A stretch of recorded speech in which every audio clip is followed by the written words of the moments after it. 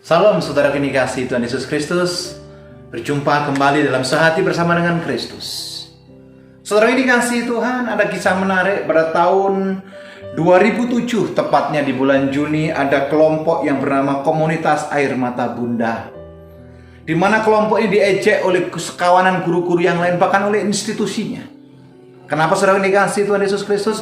Kelompok ini dianggap kelompok yang terlalu sok suci, sok benar. Bahkan institusi daripada sekelompok guru yang menamakan Komunitas Air Mata Bunda ini dipaksa untuk mengundurkan diri, dipaksa untuk resign. Dan pada akhirnya saudara dikasih Tuhan Yesus Kristus, mereka mendapatkan perlakuan dengan pemecatan secara tidak hormat. Selidik punya selidik, ternyata sekelompok guru ini adalah kelompok yang berani menyatakan membongkar kecurangan demi kecurangan terhadap ujian nasional yang sedang terjadi. Rupanya banyak orang tidak suka dan kelompok ini akhirnya mendapatkan perlakuan yang tidak hormat. Ada cerita kedua saudara yang dikasihi Tuhan Yesus Kristus. Ada seorang kawan, karena begitu kuat dan hakiknya melakukan kebenaran-kebenaran firman dalam pekerjaannya, akhirnya kawan ini tidak mendapatkan posisi yang bagus di perusahaannya.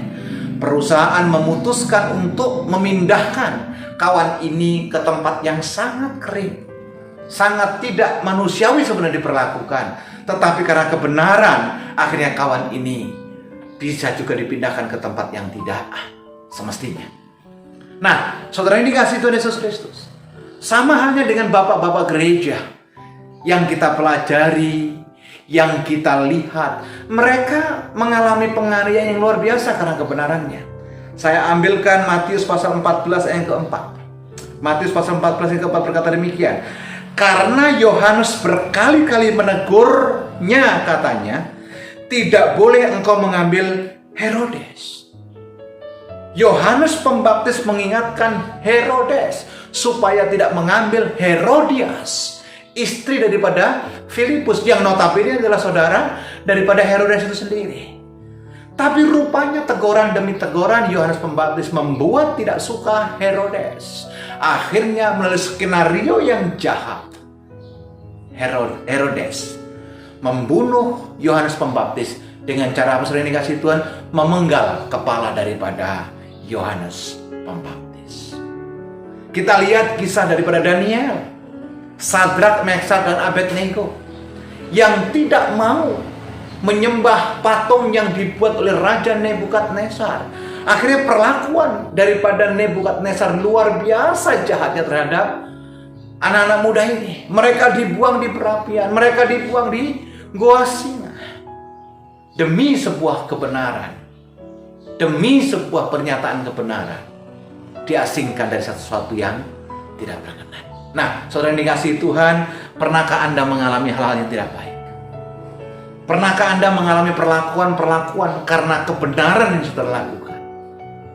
Gelap dengan terang tidak bisa bersatu. Tetapi ketika Anda hidup di dalam kebenaran, percayalah, kebenaran itu akan memerdekakan saudara. Saya berdoa, hari ini sudah mendapatkan pewahyuan, hidupi kebenaran itu, nyatakan kebenaran itu, meskipun pahit saudara terima.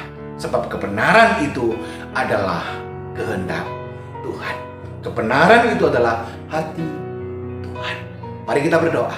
Dalam nama Yesus kami datang kepadamu ya Tuhan. Terima kasih buat renungan singkat ini. Engkau menghendaki untuk kami boleh menyatakan kebenaran. Kami boleh mendeklar firman itu hidup dalam hidup kami.